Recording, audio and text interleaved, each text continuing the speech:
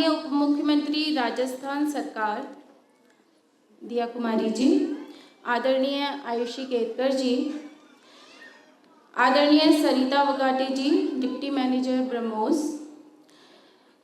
प्रजना की शुरुआत से आज तक मेरी बड़ी स्नेही, मेरी प्रिय डॉक्टर शैलजा दीदी, मेरे प्रेरणा पुंज, मेरे दोनों माता पिता,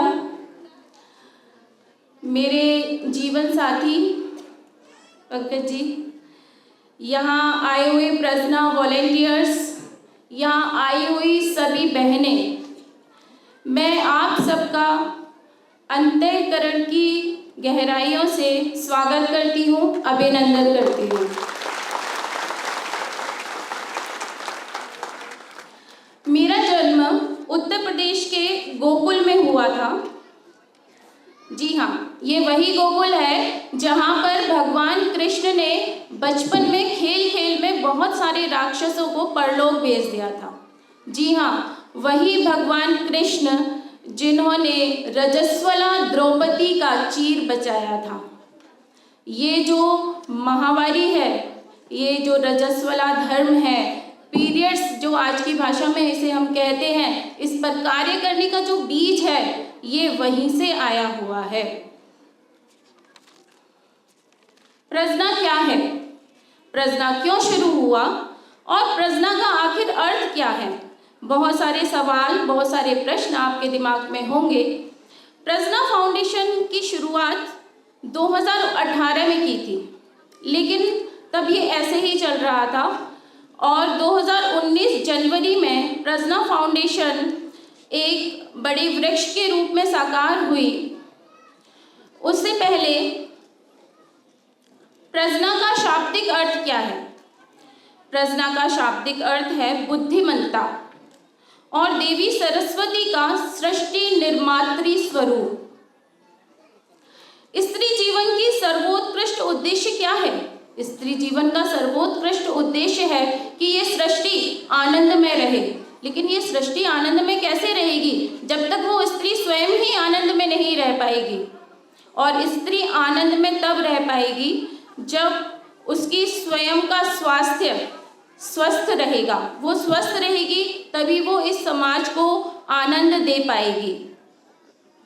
हम सभी स्त्रियां अपने परिवार को इतनी तवज्जो देते हैं कि हम उसमें खुद को ही खो बैठते हैं, हम उसमें खुद को ही भूल जाते हैं। प्रजना ने यह प्रयास किया कि प्रारंभ में हम स्त्रियों को जोड़ें, उनकी कलात्मक अभिरुचियों, उनकी कलात्मक भागीदारियों को हम तय करें जिससे कि वो हमारी प्रजना से जुड़ सके। इस तरह से प्रजना फाउंडेशन की शुरुआत हुई और 6 महीने यही कार्य चलता रहा। इसी दौरान मेरे पिताजी से जब मेरी चर्चा होती थी तो बहुत सारे मुझे समाज सेवा के सूत्र उनसे मिलते थे और उसी दौरान उन्होंने एक बार मुझे सबसे पहले मेरे पिताजी ने कहा कि तुम्हें माहवारी के दौरान स्वच्छता इस विषय पर कार्य करना चाहिए। जैसा कि मैंने आपको बताया, मैं गोकुल जैसी जगह से हूँ और वहाँ पर एक पिता का बेटी को ये कहना कि तुम्हें माहवारी स्वच्छता पर कार्य करना चाहिए, आप सोचिए उसने मेरा हौसला कितना ज़्यादा बढ़ा दिया होगा। और तभी से शुरू हुई इन माहवारी पर स्वच्छता को के बारे में जागरूक करने वाली सेमिनार्स की, वर्कशॉप की। इसी दौरान मेरी बेटियों की भी उम्र लगभग वही थी और उनकी बहुत सारी जिज्ञासाएं थी इस विषय को लेकर। तो जब मैं उनकी जिज्ञासाओं को शांत करने के लिए उन प्रश्नों के उत्तर खोजती थी तब मुझे लगता था आसपास में ऐसी कितनी सारी और बेटियां हैं जिनके मन में भी ऐसी अनगिनत जिज्ञासाएं होंगी। तो क्यों ना उन जिज्ञासाओं को शांत करने का प्रयास किया जाए, उनके लिए कुछ ऐसे उत्तर ढूंढे जाएं जो उन्हें इसके लिए सहज बना दें। उनको अपने किसी स्पोर्ट्स खेलने वाली बच्ची को, अपने मेल टीचर को ये ना कहना पड़े कि सर मेरे पेट में दर्द था इसलिए मैं नहीं आ सकती। वो सहजता से कह पाए कि सर मुझे पीरियड्स हुए हैं इसलिए मैं नहीं आ सकती।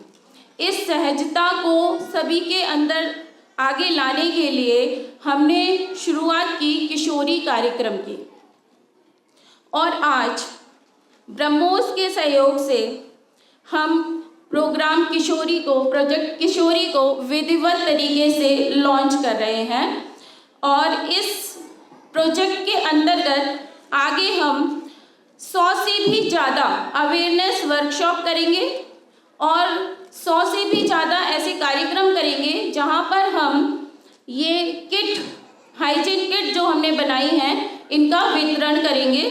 और इन किट्स के अंदर हमने बहुत सारे ऐसे प्रोडक्ट्स रखे हैं जो स्वच्छता के लिए बहुत ही आवश्यक हैं, जैसे garbage bags, sanitary napkins, Dettol, hanky, soap, और हमने अंडरवियर भी उस बॉक्स के अंदर रखे हैं, क्योंकि बहुत सारी महिलाओं की स्थिति ऐसी है कि वो महामारी के समय में जो बेसिक नीड होती है अंडरवियर, वो भी अफोर्ड नहीं कर सकते।